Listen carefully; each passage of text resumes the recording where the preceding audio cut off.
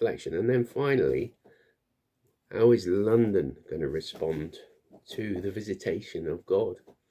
Because he visits, and he might be visiting now. He might be having an angel visiting this city, and he's proclaiming the gospel, and people are hardening their hearts and not repenting. They're saying religion is a myth or whatever, and they're not really looking at the facts. They're ignoring facts. They're not dealing with the education, the scholarly education that would verify Jesus's life. That his teaching is valid. It is witnessed. There are records within 50 years of Jesus's death and resurrection writings, and that validates, testimony of other people writing about it validates the truth. And then you have the four gospels. It wasn't just one, it was four gospels, all pointing at Jesus' life. In black and white, you can read them, and they're very similar. They're different aspects, focus on Jesus's life, because his ministry was probably 3 years long.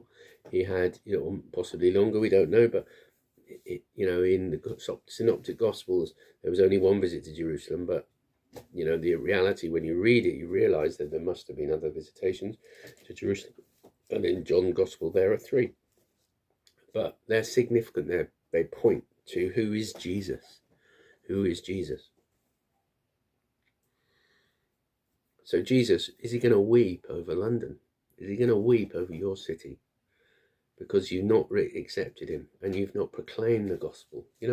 Christians shouldn't just sit in church and not care about their brothers and sisters outside their family. A lot of people in churches, their families aren't saved. They're lamenting their children not going to church anymore. They're lamenting their brothers and their sisters not going to church. And what are we doing about it? What is the church doing about it? Going to church. That's not going to save anybody. We need to get out there and proclaim the gospel and have conversations and challenge people what they believe. I was talking to a guy on Thursday who was challenging me about Christianity and why people proclaim it. And I was saying, well, if you don't hear it, you're not going to be saved. How are you going to hear it? By your family?